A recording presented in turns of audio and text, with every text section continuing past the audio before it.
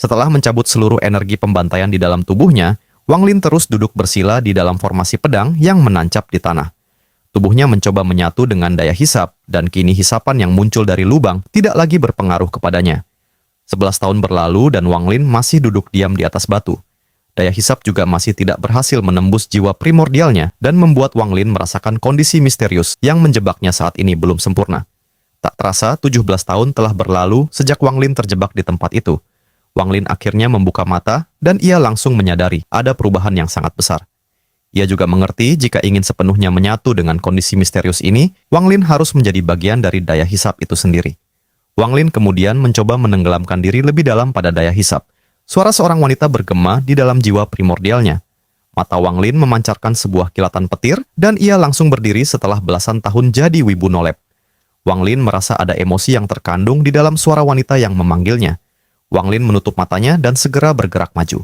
Ia kemudian menjatuhkan dirinya ke dalam lubang yang akan membantunya memahami kesempurnaan jalan daunnya. Daya hisap yang mengerikan menariknya, namun Wang Lin menutup matanya dan membenamkan pikirannya dalam keadaan misterius. Tujuan Wang Lin adalah menyatu sepenuhnya dengan daya hisap. Jiwa primordialnya bergetar hebat. Daya hisap terus menembus tubuhnya dengan liar. Wang Lin merasakan aliran kekuatan itu mengisi kesadarannya. Ketika ia membuka mata, tubuhnya akhirnya berhenti terjatuh karena ia telah berhasil menyatu sepenuhnya dengan daya hisap. Ketika Wang Lin mencapai titik pemahaman dan mencoba menyatu dengan Dao dunia bawah, suara wanita yang memintanya turun kembali terdengar. Wang Lin kemudian mengeluarkan gulungan dari tas penyimpanannya. Sesosok wanita dengan aura surgawi muncul di hadapan Wang Lin. Kini suaranya dipenuhi dengan harapan dan keputusasaan ketika ia memohon kepada Wang Lin untuk membawanya turun. Namun, Wang Lin langsung menolaknya karena ia sendiri memiliki terlalu banyak urusan yang harus diselesaikan. Waktunya juga sangat terbatas karena Tian Yunzi akan segera mendatanginya. Awalnya Wang Lin ingin pergi, namun suara wanita dari dalam gulungan kembali terdengar. Ia tiba-tiba menyebut manik penentang surga. Mendengar itu, wajah Wang Lin dipenuhi keterkejutan dan tubuhnya langsung terdiam seketika. Wanita itu kemudian mengatakan bahwa ia juga mengetahui cara untuk membangkitkan jiwa Limuan. Tubuh Wang Lin gemetar hebat dan tatapan matanya menjadi ganas. Semua rencana yang ada di dalam pikirannya langsung menghilang dan digantikan oleh perkataan wanita misterius itu yang berjanji akan memberitahu informasi tentang manik penentang surga beserta metode membangkitkan jiwa Limuan. Ia bahkan mengetahui cara keluar dari tempat ini. Namun Wang Lin ragu apakah wanita itu mengatakan hal sebenarnya atau hanya ingin menipunya. Fakta bahwa ia mengetahui manik penentang surga dan jiwa Limuan sudah cukup untuk membuat Wang Lin langsung melesat ke dasar lubang. Wanita itu dipenuhi kelegaan karena Wang Lin mau mendengarkan perkataannya. Setelah Wang Lin memasuki jurang, daya hisap terus bertambah kuat. Tak lama kemudian, suara wanita misterius itu lagi-lagi terdengar dan mengatakan mereka hampir sampai. Wang Lin terus melaju sampai akhirnya ia melihat sebuah pusaran raksasa. Pusaran itu adalah sumber dari segala daya hisap yang ada di jurang pasang surut. Wang Lin langsung memeriksa pusaran misterius di depannya. Namun, kekuatan aneh muncul dari gulungan dan langsung memasuki tubuhnya. Mata Wang Lin bercampur dengan energi yang membuatnya bisa menembus pusaran dan melihat ke dalam pusaran itu. Ekspresi Wang Lin dipenuhi keterkejutan ketika matanya melihat langit berbintang dengan planet kultivasi yang tak terhitung jumlahnya. Ia merasa seperti berada di dunia lain. Tiba-tiba, wanita misterius itu berkata dengan lembut bahwa tempat itu adalah kampung halamannya. Tempat itu bernama Sistem Bintang All Heaven. Wajah Wang Lin melongo karena dalam ingatan Tusi tidak ada penjelasan tentang Sistem Bintang All Heaven. Wang Lin berpikir sejenak lalu meminta wanita misterius itu menepati janjinya. Wanita itu mulai menceritakan tentang domain surgawi yang merupakan tanah suci bagi para kultivator di seluruh alam semesta. Para kultivator menganggap domain surgawi merupakan sebuah legenda belaka. Akan tetapi wanita itu menjelaskan bahwa domain surga memang ada, walaupun sekarang telah meninggalkan alam semesta dan hanya menyisakan 4 terowongan yang sekarang dikenal sebagai alam abadi. 4 alam abadi itu mengandung 4 elemen yang berbeda. Ada alam angin, hujan, guntur, dan petir.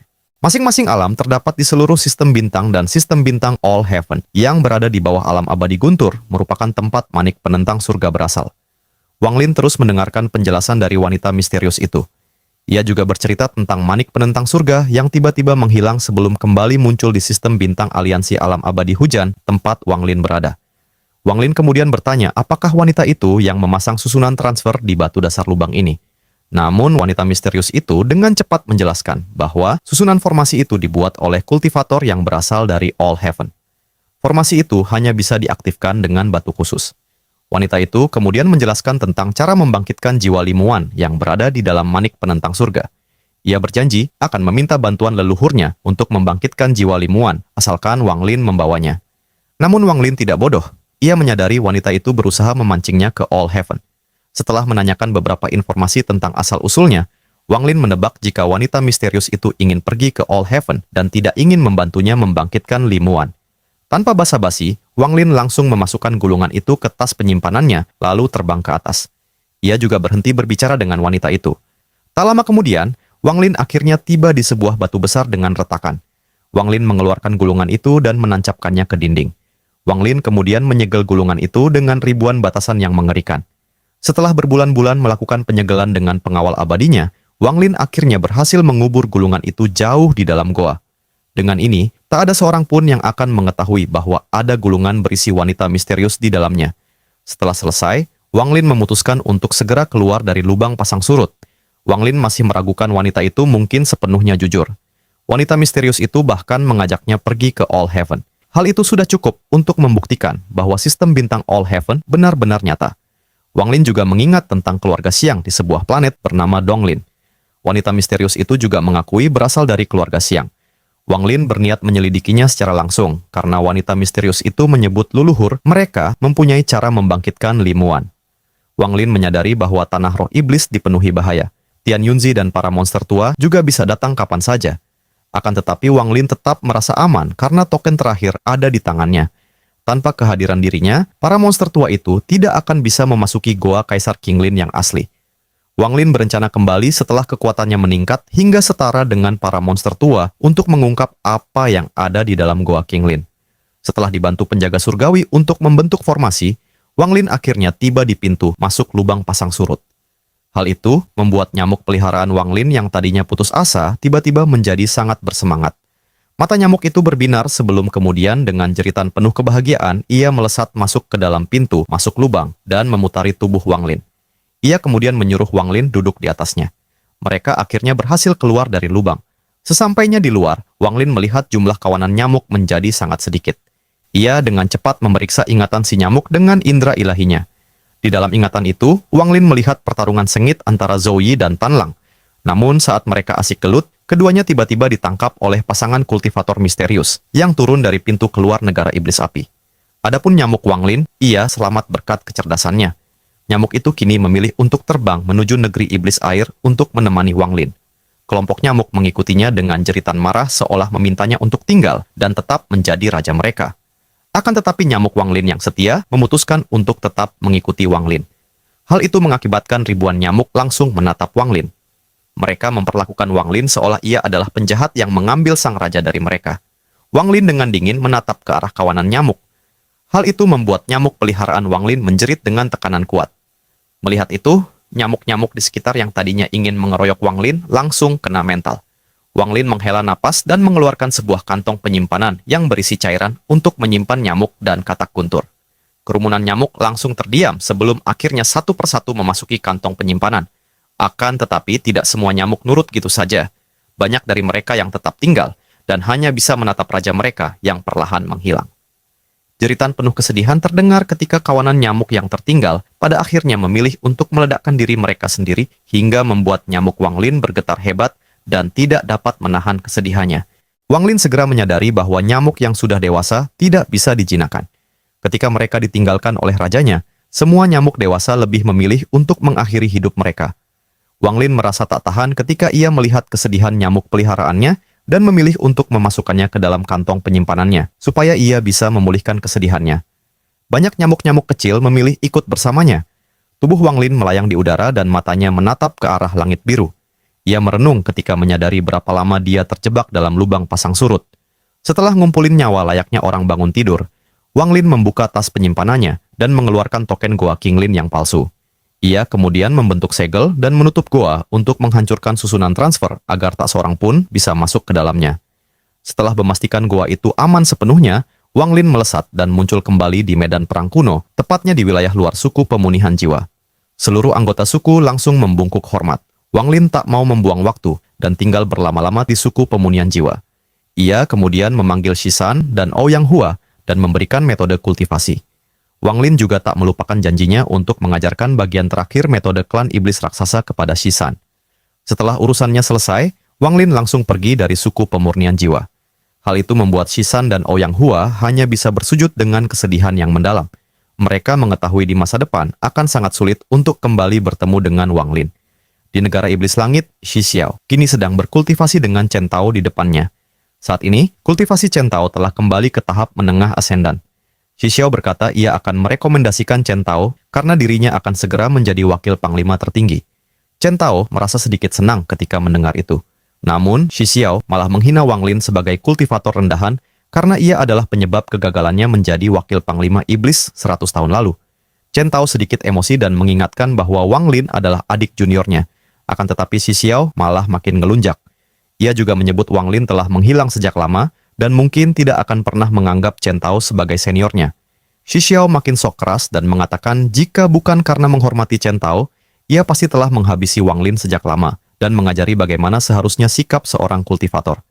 Setelah Shi Xiao selesai yaping, suara dingin dan bayangan hitam muncul di bawah sinar bulan.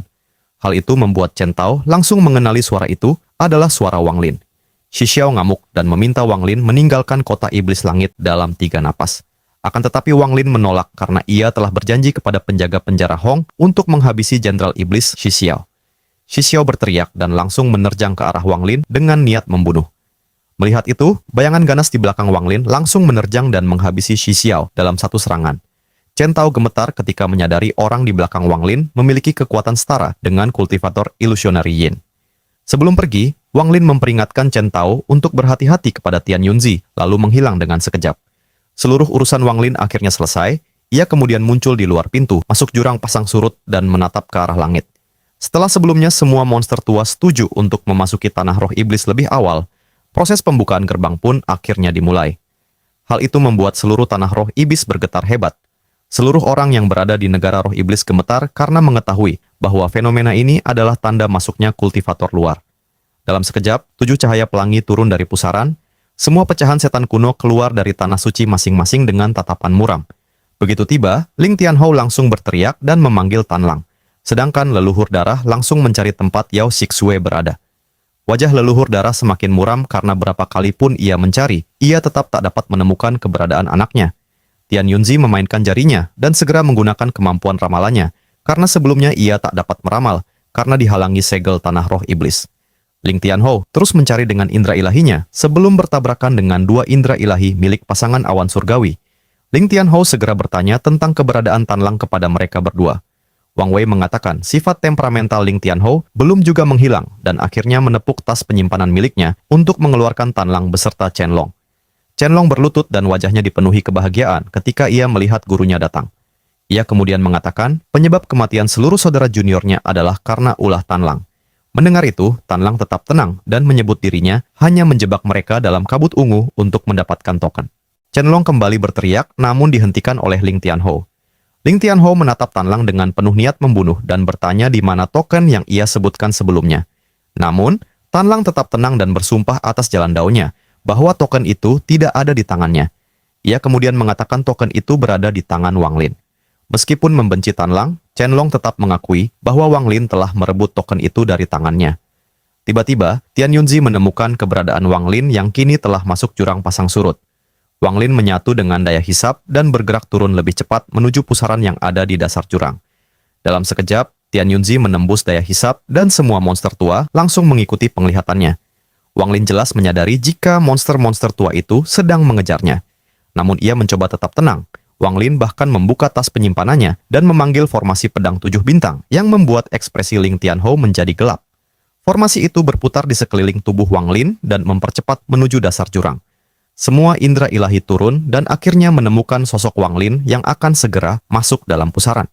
Tepat ketika Wang Lin akan memasuki pusaran, indera ilahi leluhur darah merasakan aura Yao Xixue di dalam tubuh Wang Lin. Leluhur darah juga merasakan saat ini jiwa Yao Xixue mengungkapkan perjuangan dan pemberontakan. Karena merasakan aura ini, leluhur darah menebak hilangnya Yao Xixue pasti ada hubungannya dengan Wang Lin. Dengan ekspresi gelap, leluhur darah berteriak meminta Wang Lin untuk memberitahu keberadaan putrinya. Wang Lin kemudian berbalik dengan tatapan dingin, ia kemudian mengungkapkan informasi tentang gua palsu keempat. Hal itu jelas membuat leluhur darah terkejut, karena rahasia itu hanya diketahui oleh dirinya dan putrinya. Mau tak mau, Wang Lin terpaksa mengungkapkan keberadaan goa palsu keempat. Karena leluhur darah mengganggunya, Wang Lin harus membalasnya dengan membocorkan rahasia miliknya.